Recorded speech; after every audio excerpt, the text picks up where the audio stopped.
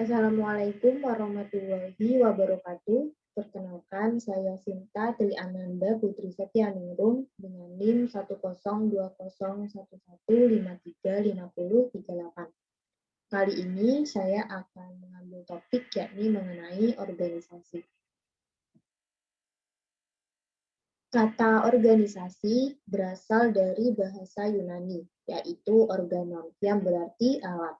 Pengertian dan konsep organisasi memiliki beberapa teori mengenai organisasi. Pada umumnya, organisasi dipergunakan sebagai wadah dan tempat orang berkumpul, bekerja sama, dan lain sebagainya, secara terstruktur dan sistematis. Kajian tentang organisasi disebut dengan studi organisasi, perilaku organisasi, atau analisis organisasi. Organisasi secara sistemik adalah sistem yang bersifat terbuka, seperti halnya sistem sosial, sebab organisasi mencakup orang dan tujuan-tujuan yang bergantung atas usaha orang untuk mencapai kinerja, hasil yang menjadi arah yang benar sebagai sistem sosial.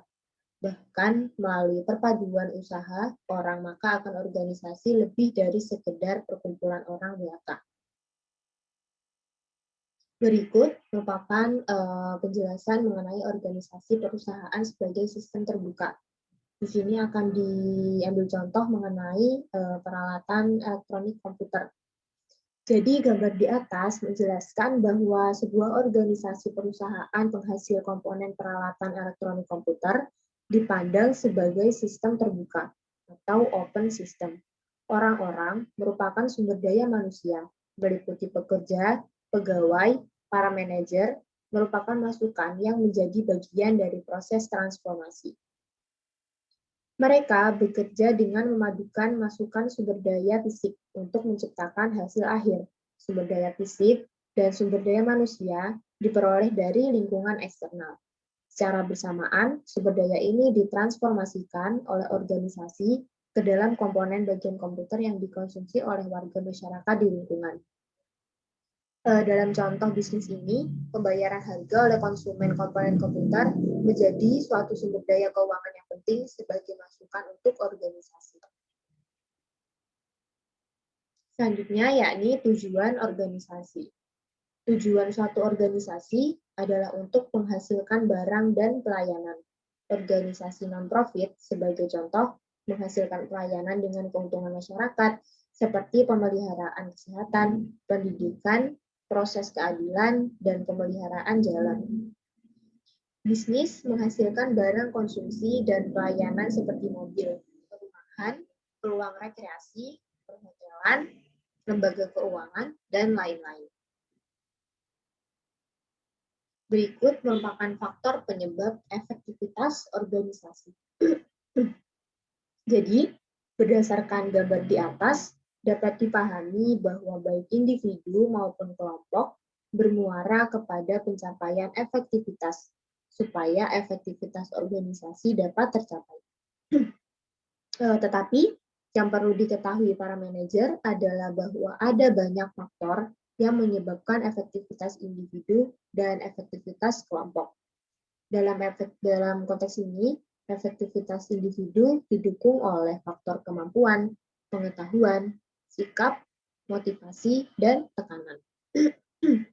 Sedangkan yang menyebabkan efektivitas kelompok adalah faktor kohesivitas atau kepaduan, kepemimpinan, struktur, status, peran, dan norma yang ada dalam kelompok kerja. Selanjutnya, efektivitas organisasi disebabkan oleh faktor lingkungan, teknologi, strategi, pilihan, struktur, proses, dan budaya organisasi. Selanjutnya, yakni prinsip-prinsip organisasi. Terdapat 14 yang terdiri dari pertama, pembagian kerja, kedua, wewenang, ketiga, disiplin, keempat, kesatuan komando, kelima, kesatuan arah, keenam, mendahulukan kepentingan umum di atas kepentingan individu, ketujuh, remunerasi, kedelapan, sentralisasi, kesembilan, rantai skalar, kesepuluh, tata tertib, ke-11 keadilan, ke-12 stabilitas masa kerja para pegawai, perputaran atau turnover, pegawai yang tinggi adalah tindak efektif atau efisien. Yang ke-13 yakni inisiatif, dan yang ke-14 yakni spirit the corps. Selanjutnya yakni bentuk dari organisasi.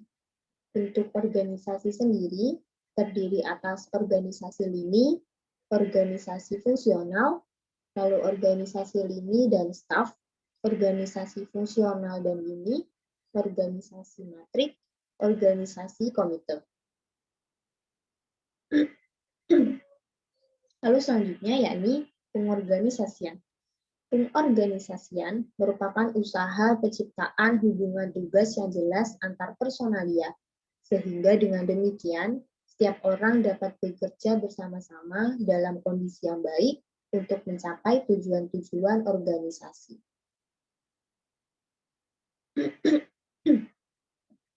Selanjutnya, yakni fungsi pengorganisasian.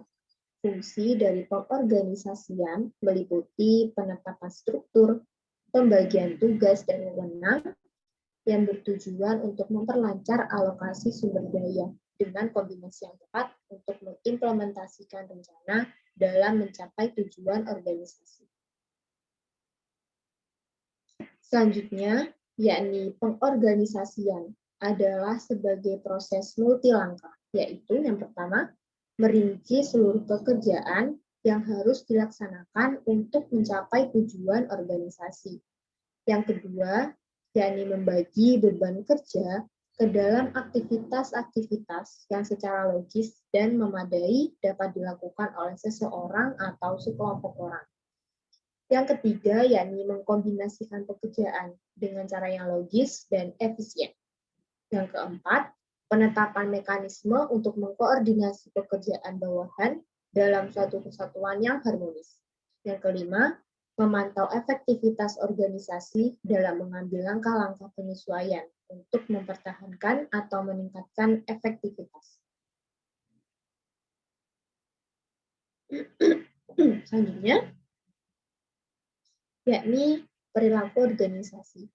Jadi perilaku organisasi berkaitan dengan bagaimana organisasi bertindak dan bereaksi dalam semua jenis organisasi.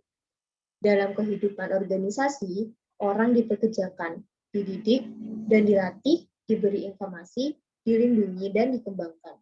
Dengan kata lain, maka perilaku organisasi adalah bagaimana orang berperilaku di dalam suatu organisasi.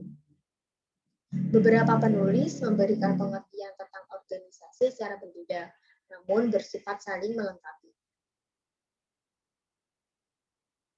Selanjutnya yakni mengenai komitmen organisasi. Komitmen organisasi adalah sebagai suatu keadaan di mana seseorang karyawan memihak organisasi tertentu, serta tujuan-tujuan dan keinginannya untuk mempertahankan keanggotaan dalam organisasi tersebut. Menurut L. Mathis, John H. Jackson, komitmen organisasi adalah tingkat sampai di mana karyawan yakin dan menerima tujuan organisasional, serta berkeinginan untuk tinggal bersama atau meninggalkan perusahaan pada akhirnya tercermin dalam ketidakhadiran dan angka perputaran karyawan. Selanjutnya yakni mengenai 3 dimensi komitmen organisasi. Menurut Allen dan Meyer, ada 3 dimensi komitmen organisasi yang terdiri dari pertama, komitmen efektif atau efektif komitmen, yakni keterikatan emosional karyawan dan keterlibatan dalam organisasi. Yang kedua, yakni komitmen berkelanjutan atau continuous commitment, yakni komitmen berdasarkan kerugian yang berhubungan dengan keluarnya karyawan dari organisasi. Hal ini mungkin karena kehilangan senioritas atas promosi atau benefit. Dan yang ketiga, yakni komitmen normatif atau normatif komitmen, yakni perasaan wajib untuk tetap berada dalam organisasi, karena memang harus begitu. Tindakan tersebut merupakan hal yang benar yang harus dilakukan. Selanjutnya, yakni iklim organisasi.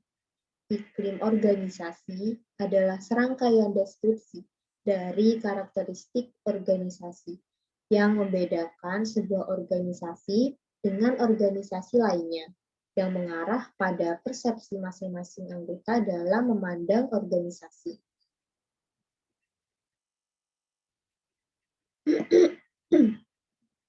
Lalu, terdapat 5 dimensi iklim organisasi. Iklim organisasi oleh Iklim dan Stringer dijabarkan atau diukur melalui 5 dimensi, yaitu yang pertama, responsibility atau tanggung jawab. Jadi, tanggung jawab atau responsibility adalah perasaan menjadi pemimpin atau pimpinan bagi diri sendiri. Tidak selalu harus mengecek ulang semua keputusan yang diambil ketika karyawan mendapat suatu pekerjaan. Lalu karyawan yang bersangkutan mengetahui bahwa itu adalah pekerjaannya. Dan di sini tanggung jawab adalah kewajiban seseorang untuk melakukan fungsi yang ditugaskan dengan sebaik-baiknya, sesuai dengan pengarahan yang diterima, atau tingkatan sejauh mana anggota organisasi bertanggung jawab terhadap pekerjaan yang dibebankan. Yang kedua, yakni identity atau identitas, yakni perasaan memiliki atau sense of belonging terhadap perusahaan dan diterima dalam kelompok. Selanjutnya, yakni warmth atau kehangatan, adalah perasaan terhadap suasana kerja yang bersahabat dan lebih ditekankan pada kondisi keramahan atau persahabatan dalam kelompok yang informal, serta hubungan yang baik antar rekan kerja. Penekanan pada pengaruh persahabatan dan kelompok sosial yang informal. Yang keempat, yakni dukungan atau support, adalah hal-hal yang terkait dengan dukungan dan hubungan antar sesama rekan kerja, yaitu perasaan saling menolong antar manajer dan karyawan. Lebih ditekankan pada dukungan yang saling membutuhkan antara atasan dan bawahan. Dan yang terakhir, yakni konflik. Jadi konflik merupakan situasi terjadi pertentangan atau perbedaan pendapat antara bawahan dengan pimpinan dan bawahan dengan bawahan. Ditekankan pada kondisi di mana manajer dan para pekerja mau mendengarkan pendapat yang berbeda. Kedua belah pihak bersedia menempatkan masalah secara terbuka dan mencari solusinya daripada menghindarinya. Selanjutnya, yakni faktor-faktor yang mempengaruhi iklim. Faktor yang pertama, yakni manajer atau pimpinan. Jadi pada dasarnya, setiap tindakan yang diambil oleh pimpinan atau manajer mempengaruhi iklim dalam beberapa hal, seperti aturan-aturan, kebijakan-kebijakan, dan prosedur-prosedur organisasi, terutama masalah-masalah yang berhubungan dengan masalah personalia, distribusi imbalan, gaya komunikasi, cara-cara yang digunakan untuk memotivasi, teknik-teknik, dan tindakan pendisiplinan. Interaksi antara manajemen dan kelompok, interaksi antar kelompok, perhatian pada permasalahan yang dimiliki karyawan dari waktu ke waktu, serta kebutuhan akan kepuasan dan kesejahteraan karyawan. Lalu faktor yang kedua, yakni tingkah laku dari karyawan. Tingkah laku karyawan mempengaruhi iklim melalui kepribadian mereka, terutama kebutuhan mereka dan tindakan-tindakan yang mereka lakukan untuk memuaskan kebutuhan tersebut. Komunikasi karyawan memainkan bagian penting dalam membentuk iklim. Cara seseorang berkomunikasi menentukan tingkat sukses atau gagalnya hubungan antar manusia berdasarkan gaya normal, serta dalam hidup atau mengatur sesuatu. Dapat menambahnya menjadi iklim yang positif atau dapat juga menguranginya menjadi negatif. Lalu yang ketiga, yakni faktor tingkah laku kelompok kerja.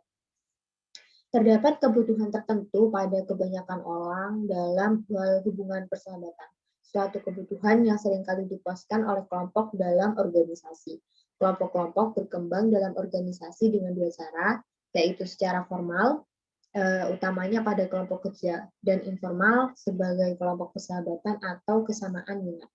Dan faktor yang terakhir yakni faktor eksternal organisasi. Sejumlah faktor eksternal organisasi mempengaruhi iklim pada organisasi tersebut. Keadaan ekonomi adalah faktor utama yang mempengaruhi iklim. Contohnya dalam perekonomian, keuntungan sekurang-kurangnya sama dengan tingkat inflasi. Seandainya pemerintah telah menetapkan aturan tentang pemberian upah dan harga yang dapat membatasi peningkatan keuntungan. karyawan mungkin menjadi tidak senang dan bisa keluar untuk mendapatkan pekerjaan pada perusahaan lain. Berikut daftar pustaka. Baik, terima kasih atas perhatiannya. Sekian dari saya. Mohon maaf apabila terdapat kekurangan maupun kesalahan. Terima kasih. Wassalamualaikum warahmatullahi wabarakatuh.